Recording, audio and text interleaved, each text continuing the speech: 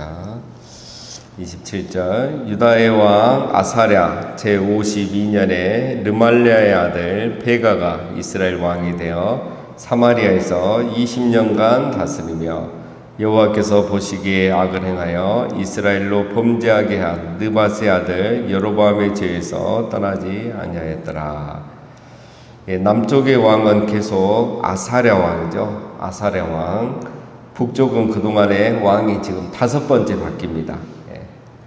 자, 아사랴가 52년을 통치했으니까 55년이죠. 자, 이 아사랴가 한 번 있는 동안 북이스라엘은 5번째 왕이 되죠. 자, 이번에는 베가는 부가이아를 죽이고 즉 7왕조를 이제 제거한 거죠. 이제 8왕조를 자기가 세워서 이스라엘의 18대 왕이 됩니다. 북이스라엘의 18대 왕. 그러니까 19대 때 이제 이스라엘이 마지막이고 나라가 멸망하죠. 나라가 멸망하기 전에 마지막 두 번째 왕이 바로 베가입니다. 베가도 보면 여호와 보시기에 악을 행하고 여로보암의 죄에서 떠나지 아니했다 이렇게 되어 있죠. 자, 여호와 보시기에 악을 행하고 하나님은 항상 우리를 보고 계십니다. 보고 계시고 선을 행하는지 악을 행하는지 보고 계신다는 거. 그리고 우리가 선과 악은 왕이 정하는 게 아니고 내가 정하는 게 아니죠. 여호와 보시기에 선을 행하는 것. 그게 중요한 겁니다. 내가 생각하는 게 선이 아니고 하나님 보시기에 선한 것. 그걸 행하는 게 여호와 보시기에 선을 행하는 거죠.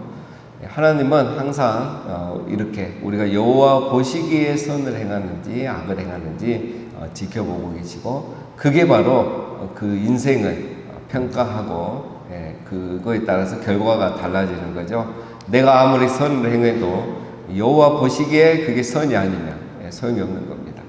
자, 그렇게 이스라엘 왕들은 계속 평가를 받았는데 모두가 다 여호와 보시기에 악을 행했다는 거.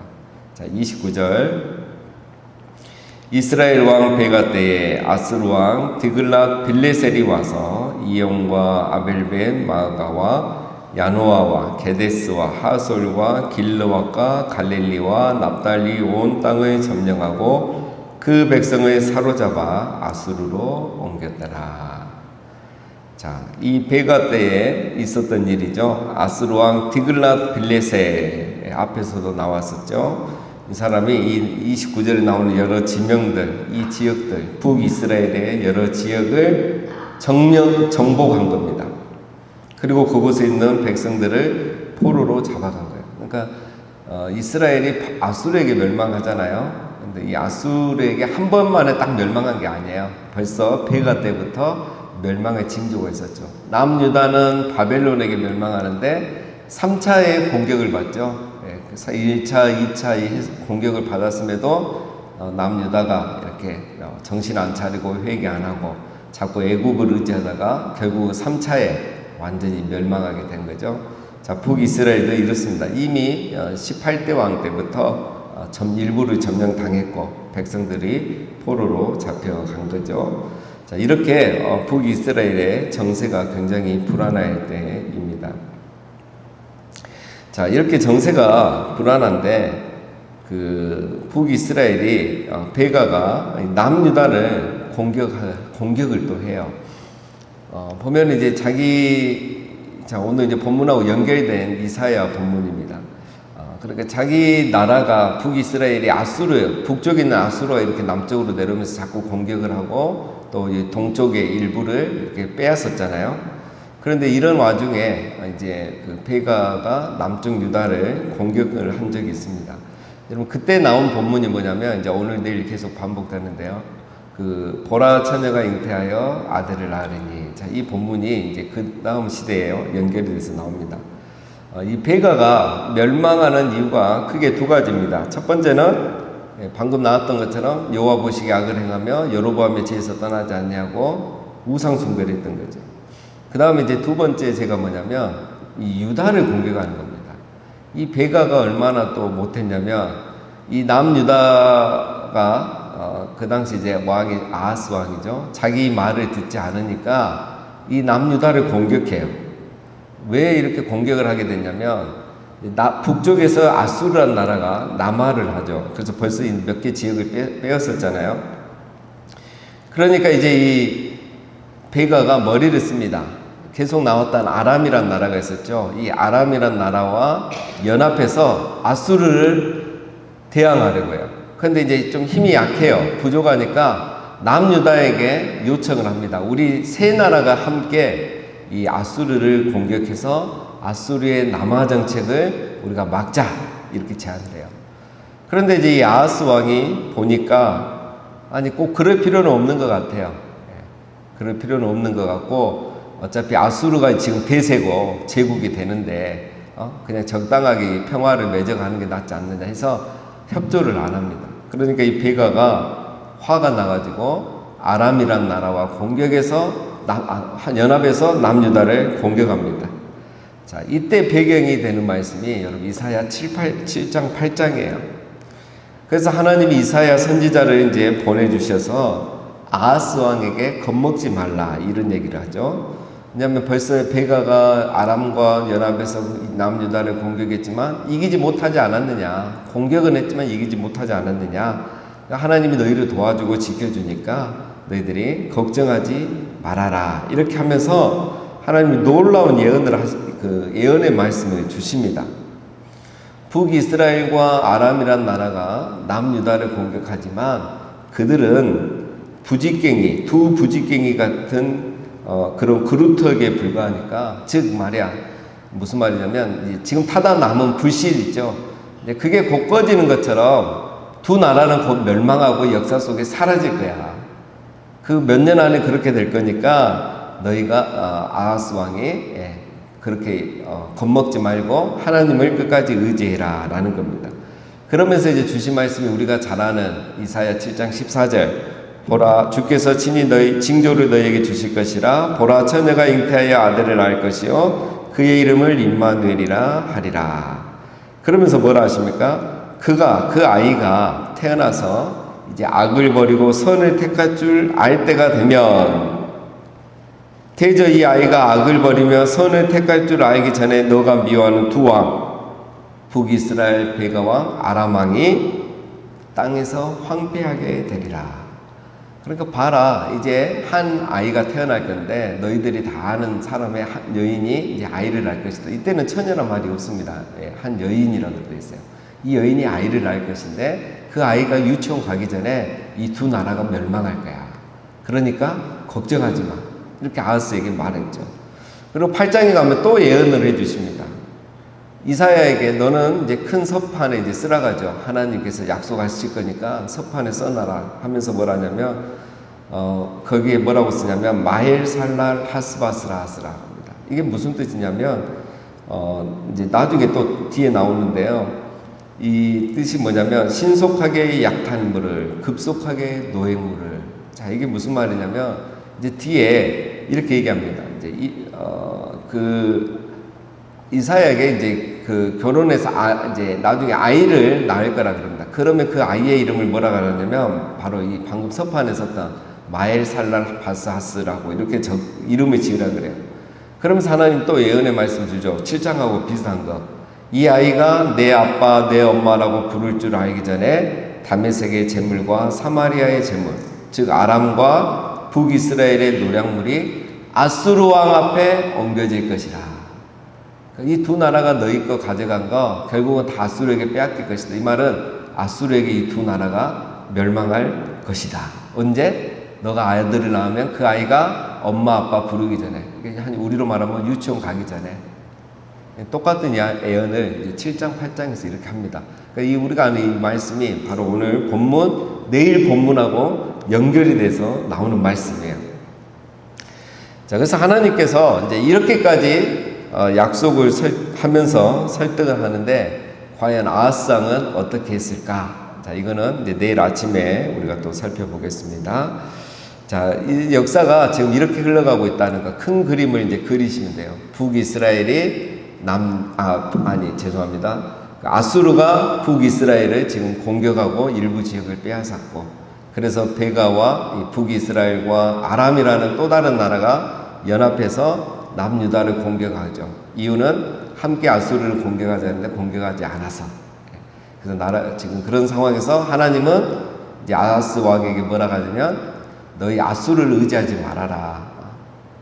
아수르를 의지하지 말고 하나님을 의지해라. 그러면 하나님 너희를 지켜주실 것이다. 이렇게 하는 내용이 오늘 본문 이사야 7장, 8장 이렇게 다 연결됐다고 그렇게 생각하시면서 보시면 되겠습니다.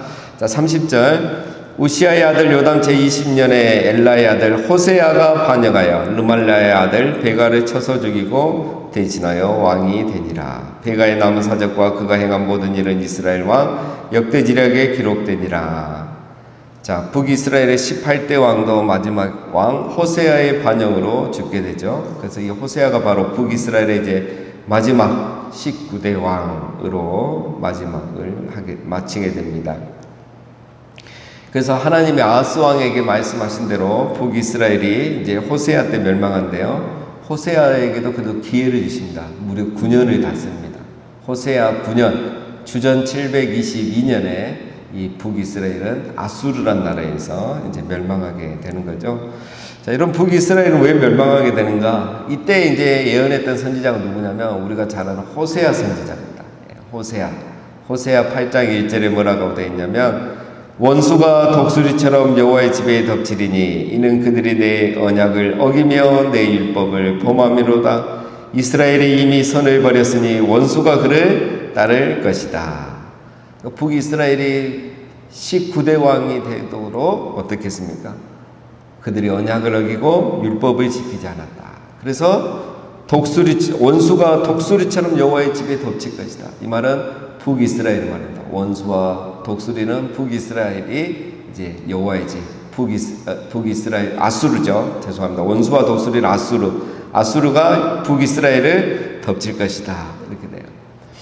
자, 여러분 우리 인간은 이 관계 속에 살죠. 하나님과의 관계 속에서 그리고 사람과의 관계 이 두 관계 속에서 살죠.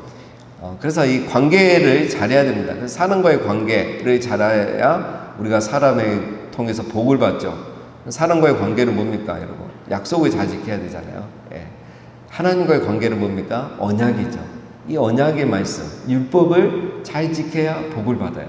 그런데 이 북이스라엘 왕들은 역대 모든 왕이 다 이 언약을 어기고 율법을 지키지 아니했기 때문에 그렇게 결국은 멸망하게 됐다라는 것입니다. 자, 32절입니다. 이스라엘 왕 르말라의 아들 베가 제2년에 유다 왕 우시아의 아들 요담이 왕이 되니 나이가 25세라. 예루살렘에서 16년간 다스리니라. 그의 어머니의 이름은 여루사라 사독의 딸이었더라. 자, 베가 18대 왕이죠. 북이스라엘의 18대 왕 베가 12년에 남쪽에서는 우시아의 아들 요담이 남유다의 11대 왕이 됩니다. 자, 우시아가 갑자기 나왔죠. 우시아는 앞에서는 뭐라고 나냐면 아시아라라고 나왔습니다. 아시아라가 본명이죠. 그러니까 같은 이름입니다. 자, 우리에게는 우시아로 이렇게 더 잘 알려져 있죠. 자, 우시아가 누구였습니까, 여러분? 너무 잘 나가니까 교만해져서 성전에서 자기가 분향하려고 제사장만 할 수 있는 그 성소에 들어가서 자기가 분향하려고 하다가 이마에 나병이 걸렸죠. 그래서 이때부터 그 별궁에 나병은 부정한 자가 되니까 별궁에 거하면서 통치를 했었죠.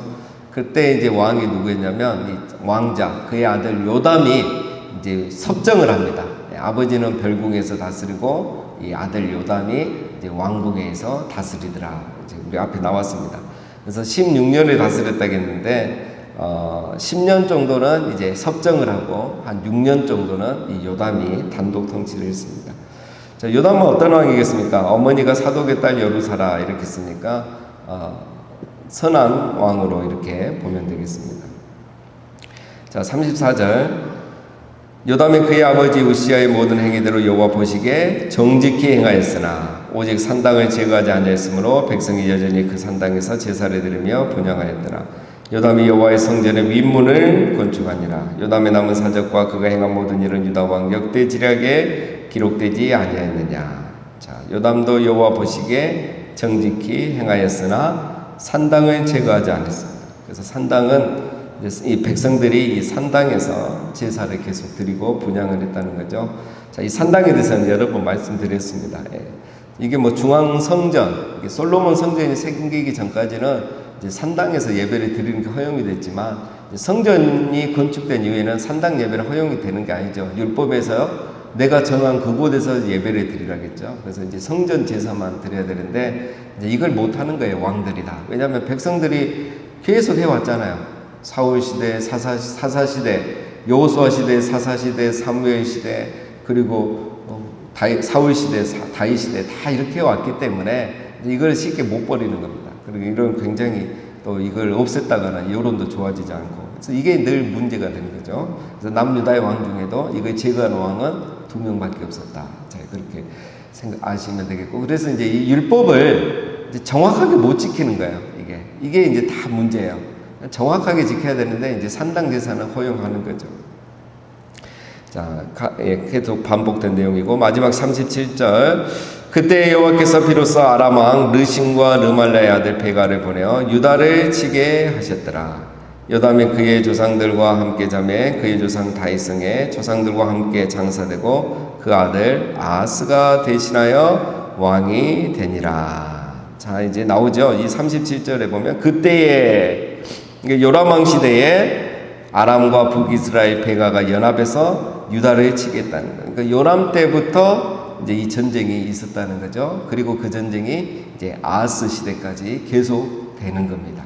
자, 그래서 내일 한 번 더 우리 이사야 말씀 여러분 한번 찾아보면서 내일 한번 우리가 정말 우리가 좋아하는 말씀이 이 역사와 얼마나 연관이 있는가 함께 내일 보겠습니다. 자, 그러니까 여러분 남유다가 얼마나 힘들었겠습니까? 이 형제의 나라인 북이스라엘이 그것도 이방 나라하고 연합해서 이렇게 계속 공격해 오니까 남유다도 많이 힘들었던 거죠. 그래서 이제 이 아하스 왕은 안 되겠는 거예요. 요담은 어떻게든지 버텼는데 이 요담의 아들 그 다음에 아하스는 이제 너무 계속 공격이 강해지니까 힘들죠. 그래서 이제 아하스 왕이 무슨 생각을 했냐면 아수르와 손을 잡는 거예요.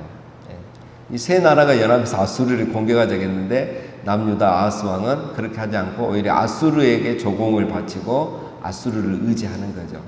근데 이제 내일 다시 말씀드리겠지만 하나님은 그렇게 하지 말라 그래요. 하나님을 의지해라. 북이스라엘과 아람은 멸망할 것이다. 근데 아하스 왕이 그렇게 결국 못합니다. 끝까지 하나님을 신뢰하지 못하고 아수르를 의지해요. 그래서 결과적으로는 아수르가 북이스라엘도 멸망시키고 남유다도 공격을 합니다. 이기지는 못하지만 그런 역사가 이제 계속 반복이 됩니다. 자, 결론은 뭡니까, 여러분? 하나님의 백성은 하나님이 지켜주신다는 것이죠. 믿음이란 무엇입니까? 하나님의 도우심을 기다리는 것이 믿음입니다. 하나님이 아하스에게 계속 말씀하신 거, 요담 시대에도 말씀하신 거, 하나님이 도와주고 지켜주니까 내 백성은 내가 지키고 내가 도와줄 테니까 아수르 의지하지 말고 기다리라는 것이죠. 하나님의 도우심을 기다리는 게 믿음이고 끝까지 하나님을 신뢰하는 게 믿음입니다. 자, 이것을 잘한 사람이 누구였습니까? 다윗이죠. 다윗과 다른 왕들의 차이점은 다 이겁니다. 다윗은 끝까지 하나님 기다리죠. 전쟁도 하나님이 하라고 하면 하고 올라가라면 올라가고 하나님이 사울을 제거할 때까지 기다리고 압살롬도 자기 손으로 죽이지 않고 다윗은 자기 손으로 이렇게 정말 같은 편들은 죽이지 않았잖아요. 적을 많이 죽였던 거지. 이걸 잘했던 사람이 누구냐? 다윗이에요. 그래서 다윗은 끝까지 40년의 쓰임을 받았던 거죠. 자, 우리도 어떤 상황에서도 하나님은 내 백성은 내가 지킨다, 내가 돌본다는 그 믿음을 가지시고 늘 기다리시고 인내하심으로 오늘도 하나님의 그 도우심과 능하심을 경험하면서 살아가시기를 주님의 이름으로 축원드립니다.